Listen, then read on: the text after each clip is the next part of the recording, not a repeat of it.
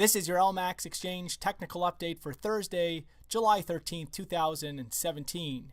Euro dollar. So although the euro is pulled back from that recent 2017 high the other day at 114.90, the risk still remains on the top side, with the market potentially seen trading up through 115 into this critical longer term 115 to 117 resistance zone. It's going to take a break back below last week's low, which comes in at 113.13, to take the immediate pressure off the top side.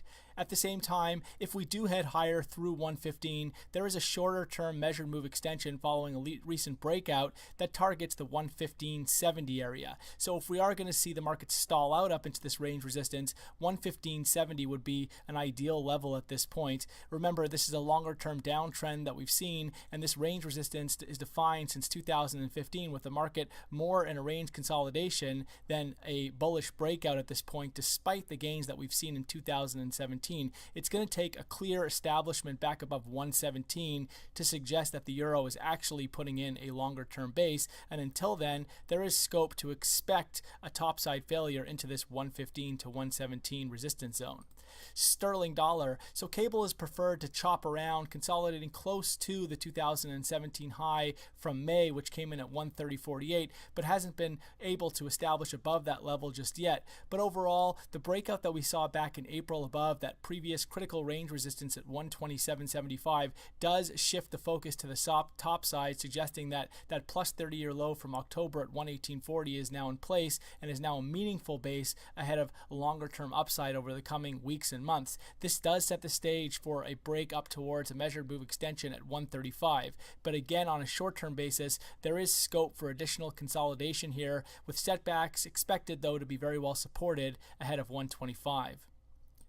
Dollar yen. So dollar yen rallies have been well capped, as we highlighted in recent updates, up above 114, and the market could be now poised to roll back over in favor of what has been a range trade for much of this year and down towards that 2017 low, which comes in just shy of 108. It would take a break above 115.50. That's the high going back to the 10th of March to negate what is a more rangy to bearish outlook at this point and open the door for a resumption of declines and a resumption of a broader uptrend in dollar yen.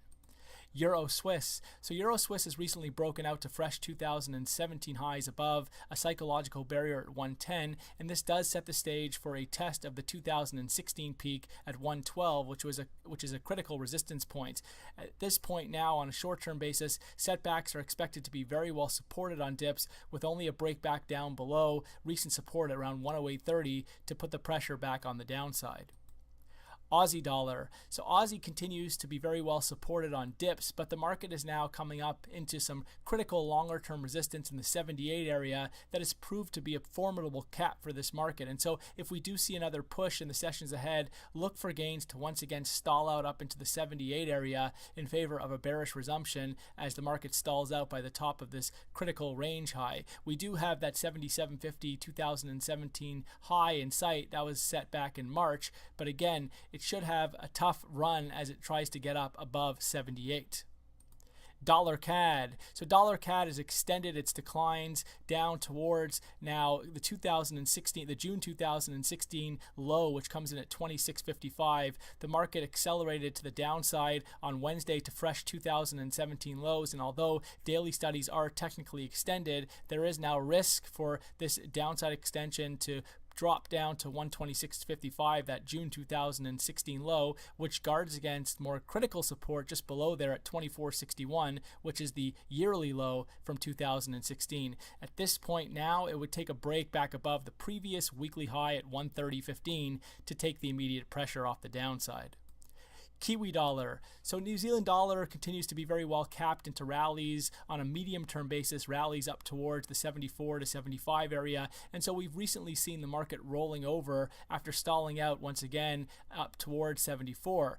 Though we have seen a bounce in recent trade and a break back down below the low that we had seen this week, which comes in at 72 about, would be required to put the pressure back on the downside. Though as you can see here from this chart, there are signs that the market is once again topping out into this rally up above 70 and towards 74. The key levels to watch here over the coming sessions are 72 below, and then you want to pay attention to the big figure above at 73. SPX 500. The S&P 500 has continued with its consolidation, although it might have looked like the market wanted to roll over after starting to slowly pull back from what had been a record high that was established back on June 19th at just above 2450, around 2454. The market has deferred to this consolidation, unwilling to break down below some key support, which comes in at 2400. And as we've said in our updates, while the market holds above 2400, the pressure remains firmly on the top side, exposing a fresh upside extension towards that next key measured move target at 2480. That 2480 target comes from a consolidation that was seen earlier this year between 2400 and 2320. Gold. So gold has been showing signs of wanting to bottom out after an intense pullback over the past several days from those 2017 highs that were seen in June, but the market will now need to establish back above 1230 to strengthen that outlook and put the pressure back on the top side. Until then, there's risk for deeper setbacks, particularly after the market had taken out a previous higher low at 1214, which could accelerate declines well below 1200. So for now, it'll be interesting to watch 1200 below and 1230 above. A break on either end will be required for clearer directional insight.